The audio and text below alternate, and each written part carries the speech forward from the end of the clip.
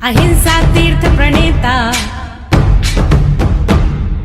अहिंसा तीर्थ प्रणेता, जय जय हो भारत गौरव राष्ट्र संत प्रमुख सागर। स्वर्णिम स्वर्ण जयंती का अवसर ये महान है, मिलकर हम मनाएंगे गुरुवर देश की शान है प्रमुख सागर।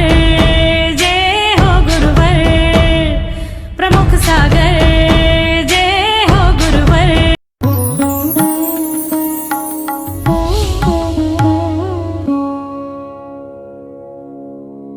धर्म से महात्माओं,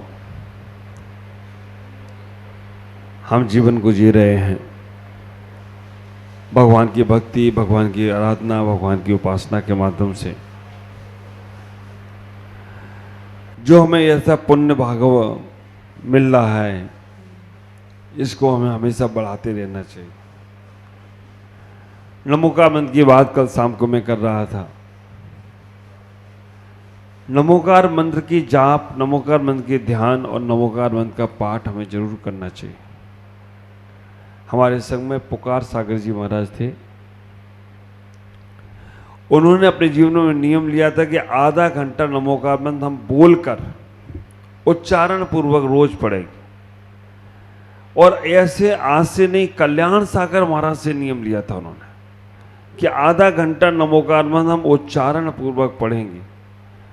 आप सोच सकते हैं कि वो साधक एक ऐसे साधक बने जिन्होंने गृहस्थ में तो पाठ किया ही किया, और गृहस्थ में पाठ करने के बाद जब क्षुल्लक जी बने तब भी उन्होंने पाठ किया।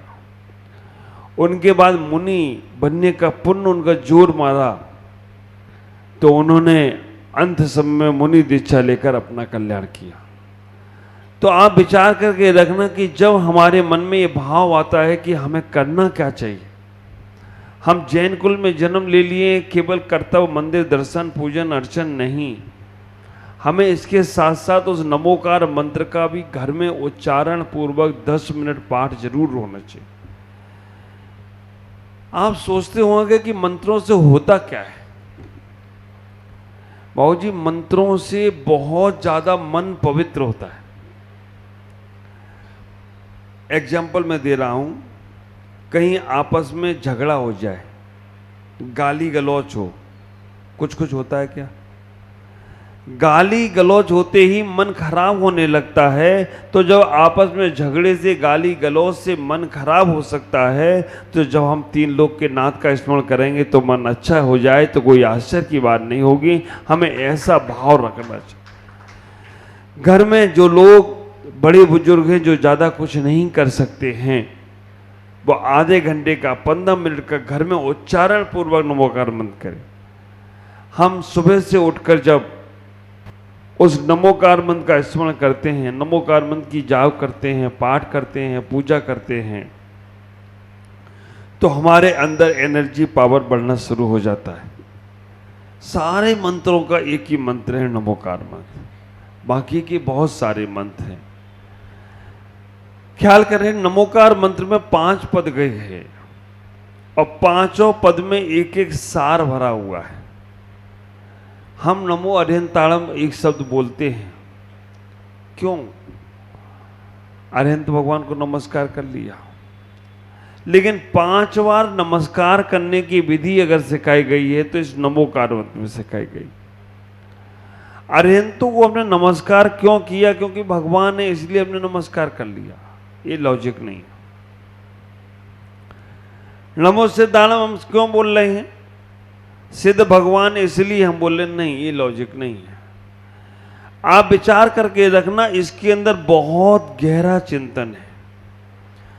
अरिहंतों से बड़े सिद्ध हैं, ये सबको मालूम है। सिद्ध भगवान ने 8 कर्मों को नाश किया है और अरिहंतों ने केवल 4 घातीय कर्मों का नाश किया है।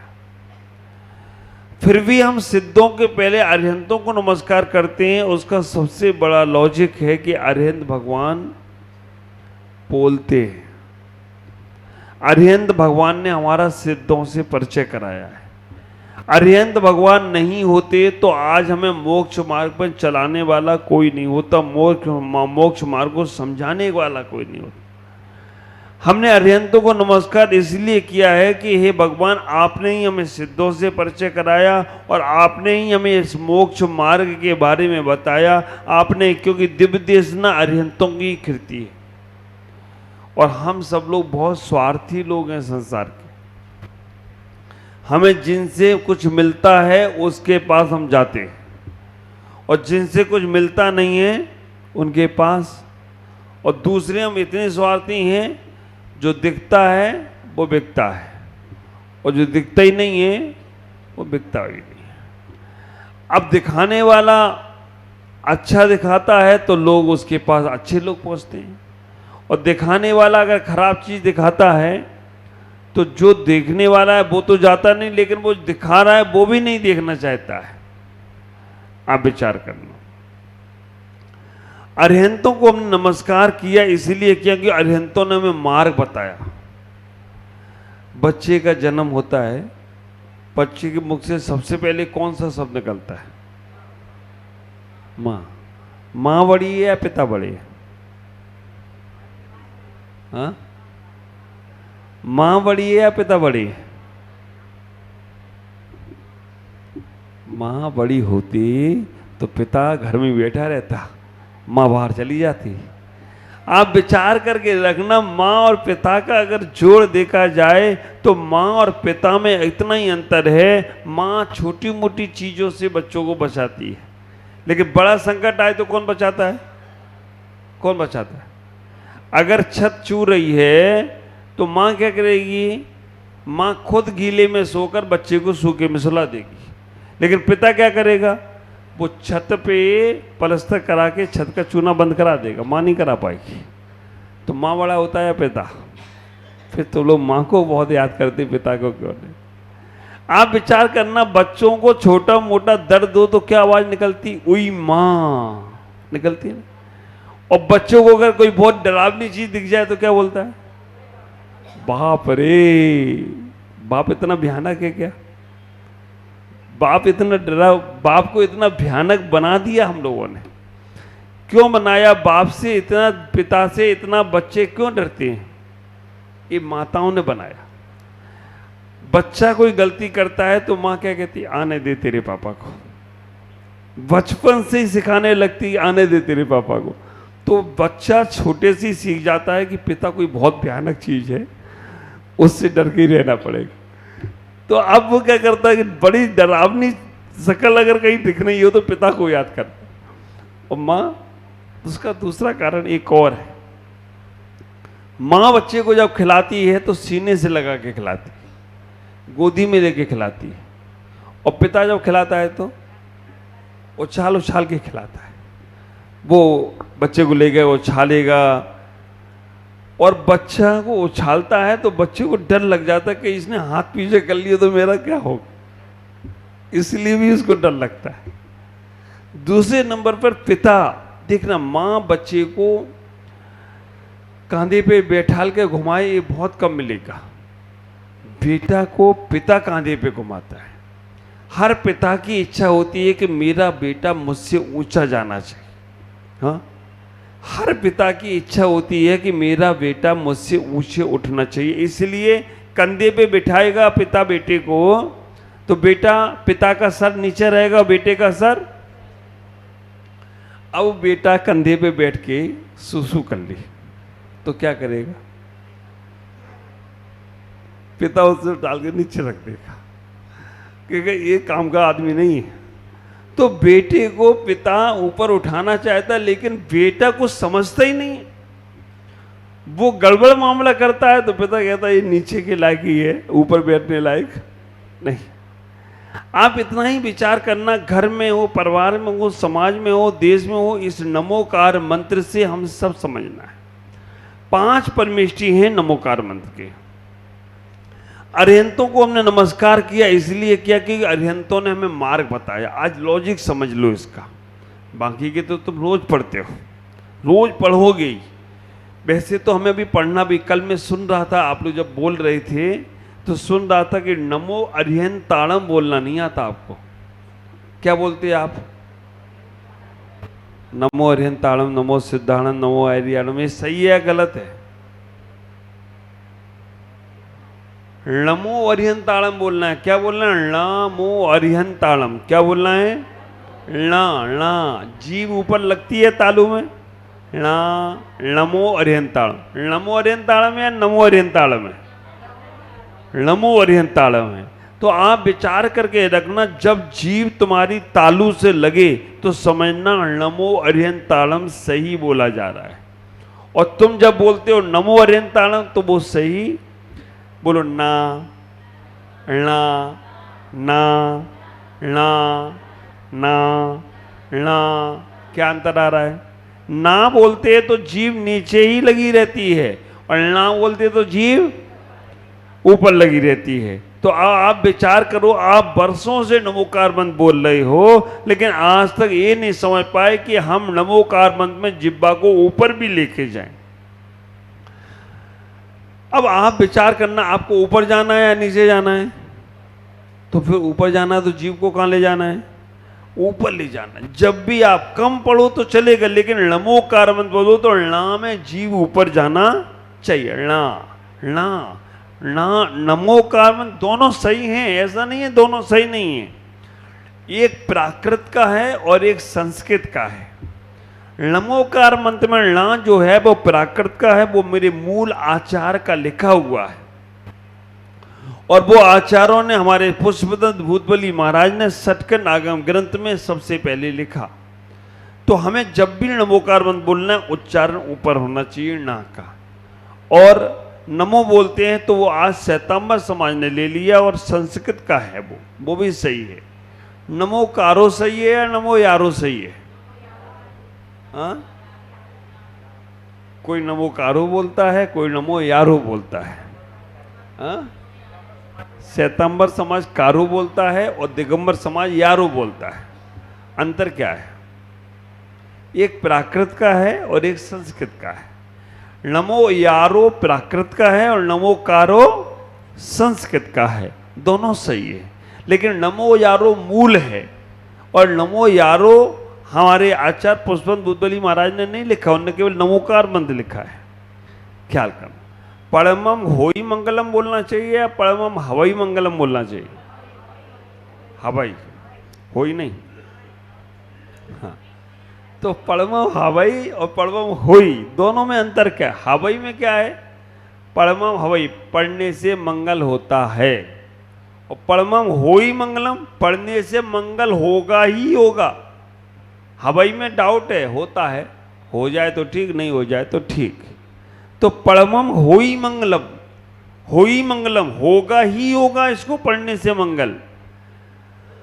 परमम हवई मंगलम माने होता भी है और नहीं भी होता है, तो दोनों सही है। हवई मतलब प्राकृत है और होई मतलब संस्कृत है। तो हमें इतना ही विचार करना है, इस नमोकार मंत्र को हम जब पांचों पदों को पढ़ें तो हमें एक एक चीज स्मरण होना चाहिए। नमो अरिहंताड़म इसलिए हम बोल रहे हैं क्योंकि अरिहंतों ने हमें मार्ग बताया और जो हमें मार्ग बताता है हम उसे पहले नमस्कार करते हैं। नमो अरिहंताड़म हम इसलिए बोल रहे हैं क्योंकि उन्होंने हमें मार्ग बताया है, उन्होंने हमें सिद्धों से परिचय कराया है। हम माँ को पहले याद कर रहे हैं, क्यों? माँ ने ही हमें बताया कि बेटा ये तेरे पिता हैं। अगर माँ नहीं होती तो मालूम कौन, पता नहीं कौन पिता बनता। माँ को ही मालूम है कि कौन पिता है, तो माँ बताती है ये तेरे पिता हैं। इसलिए हम माँ को पहले प्रणाम करते हैं। नमो सिद्धाणम, जब हमें मार्ग मालूम पड़ गया, हमें मालूम पड़ गया कि मेरे पिता कौन हैं, फिर सिद्धों को नमस्कार क्यों करना? सिद्ध भगवान को नमस्कार क्यों करने की जरूरत पड़ी? तो मेरे गुरुदेव आचार्य भगवान पुष्पदंत सागर जी महाराज ये चिंतन उन्हीं का है। वो कहने का प्रयास करते हैं कि सिद्धों को नमस्कार मैं इसलिए कर रहा हूं कि मुझे सिद्ध बनना है। हमें मार्ग तो मालूम पड़ गया, लेकिन मंजिल कौन सी है? मंजिल को भी अगर ध्यान में नहीं रखेंगे तो आप विचार करना मंजिल पे पहुंच नहीं पाएंगे। इसलिए हमें सिद्ध जैसा बनना है, हमें सिद्ध बनना है, तो इसलिए उनको भी नमस्कार करो। नमो सिद्धाणम। अब आप विचार करके रखना, एक ने मार्ग बताया, हमने उन्हें नमस्कार कर लिया। एक जैसा हमें बनना है इसलिए हमने उनको भी नमस्कार कर लिया। अब आचार्यों को नमस्कार करने की क्या जरूरत, ना हमें आचार्य बनना है, ना हमें उन्होंने मार्ग बताया है। मार्ग बताने वाले हमारे अरिहंत, और बनना हमें लक्ष्य सिद्ध का है। हमें टिकट देने वाला टिकट दे दिया, टिकट के दे दिया, टिकट के बारे में बताया है, तो हम आचार्यों को नमस्कार क्यों करें? तो मेरे गुरुदेव कहते हैं क्योंकि आचार्य ही दीक्षा देंगे। अगर आचार्य दीक्षा नहीं देंगे तो आपके पास इतना समर्थ नहीं है कि आप स्वयंभू बन सके, इसलिए आचार्यों को नहीं नमस्कार करो। नमो ऐरियाणम, आचार्य तुम्हें दीक्षा देंगे और दीक्षा देकर तुम्हें आगे बढ़ाने का प्रयास करेंगे, इसलिए आचार्यों को भी नमस्कार करो। तीसरे नंबर पे कह दिया आचार्यों को नमस्कार करो। चौथे नंबर पे जब आचार्यों ने हमें दीक्षा दे दी, सिद्ध हमें बनना है, अरिहंतों ने मार्ग बता दिया, उपाध्याय को नमस्कार क्यों करना? तो गुरुदेव कहते हैं उपाध्याय को इसलिए नमस्कार करना, आचार्य ने तो दीक्षा दे दी, दीक्षा के बाद फ्री। शिक्षा कौन देगा? ज्ञान कौन देगा? पढ़ाएगा कौन? सही मार्ग बताएगा कौन? इतना समर्थ आचार्य के पास तो अपनी दीक्षा देने के बाद आचार्य नहीं करेंगे, एक काम उपाध्याय का काम है। तो हमें जिनसे ज्ञान प्राप्त करना है, जिनसे ज्ञान लेना है, उनको भी नमस्कार करना है। अब आपके पास शिक्षा देने वाले मिल गए, दीक्षा देने वाले मिल गए, मार्ग बताने वाले मिल गए, लक्ष्य बन गया, फिर साधु का क्या काम? आप विचार करके रखना, फिर नमो लोई सब सवर्णम क्यों बोलना? तो गुरुदेव कहते हैं कि नमो लोई सब सवर्णम जरूर बोलना, क्योंकि मोक्ष मार्ग की पहली सीढ़ी साधु है। दीक्षा देने वाला एक बार दीक्षा देके फ्री कर देगा, शिक्षा देने वाला 1 घंटा 2 घंटा 4 घंटा 5 घंटा पढ़ा के फ्री कर देगा। रहोगे किसके साथ? जिसके साथ रहो उसको भी प्रणाम करना। आप विचार करके रखना, जिनके साथ रहना है, उठना है, बैठना है, उनके भी साथ प्रणाम करोगे तो तुम्हारा धर्म ध्यान होता रहेगा, और उनसे मुंह टेढ़ा करोगे तो मंदिर में भी तुम्हारा मन नहीं लगेगा, स्वाध्याय में भी मन नहीं लगेगा, और कोई भी क्रिया तुम्हारी होगी तो कसाय जन्य क्रिया होगी। विचार करना, साधु के साथ रहना है, जिनके साथ रहना है उनके साथ भी अच्छा व्यवहार बना के रखो। ये 5 परमेष्ठी आपके घर में हैं क्या? हैं। जो तुम्हारे यहां चले गए ऊपर वो सब सिद्ध परमेष्ठी हो गए। जो तुम्हारे घर में गाइड करते हैं, गार्जियन होते हैं, जैसे अभी बाबूजी हैं, पूरी समाज के 9 गांवों का पूरा गार्जियन करते हैं, पूरे समाज को मार्गदर्शन करते हैं, ये कौन से परमेष्ठी हो गए? अरिहंत परमेष्ठी हो गए।